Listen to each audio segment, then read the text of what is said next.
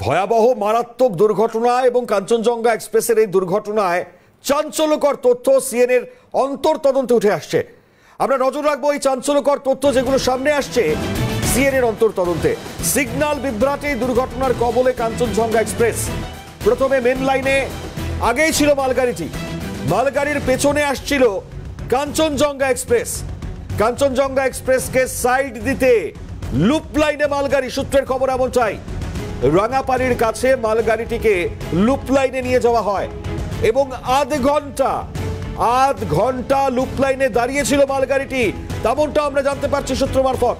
আর এর মধ্যেই main line দিয়ে পাস হচ্ছিল কাঞ্চনজঙ্ঘা এক্সপ্রেস এবং প্রতি কিলোমিটার অন্তর রয়েছে একটি করে সিগন্যাল। দুটি সিগন্যাল গ্রিন থাকলেও 3 নম্বর সিগন্যাল রেড ছিল, সূত্র মারফত আমরা যেমনটা জানতে পারছি। এবং সিগন্যাল রেড থাকায় দাঁড়িয়ে যায় কাঞ্চনজঙ্ঘা এক্সপ্রেস। এরপরেই লুপ লাইন থেকে মেন লাইনে আসে মালগাড়িটি। কাঞ্চনজঙ্ঘা এক্সপ্রেস দাঁড়িয়ে থাকলেও পেছনের সিগন্যাল গ্রিন ছিল। পরপর দুটি সিগন্যাল গ্রিন থাকায় তাই দ্রুত গতি তাতে এই মালগাড়ি ছোটে এবং এরপরেই সামনে দাঁড়িয়ে থাকা কাঞ্চনজঙ্ঘা এক্সপ্রেসকে ধাক্কা মারে।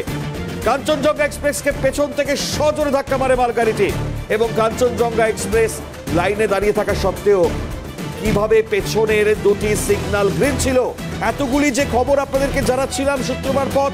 এবং তারপর এখন প্রশ্নের জায়গাটা গভীরভাবে দাঁড়াচ্ছে যে দাঁড়িয়ে থাকা সত্ত্বেও কিভাবে পেছনের দুটি সিগন্যাল গ্রিন ছিল। সিগন্যাল ব্যবস্থার এই ত্রুটির জন্যই দুর্ঘটনার কবলে কি পড়ল কাঞ্চনজঙ্ঘা এক্সপ্রেস? অর্থাৎ এই যে দুটি বড় প্রশ্ন, এবং মাঝে মধ্যে সিগন্যাল বিকল হয়, সেখানে আমরা সাধারণ মানুষের মন্তব্য পেয়েছিলাম।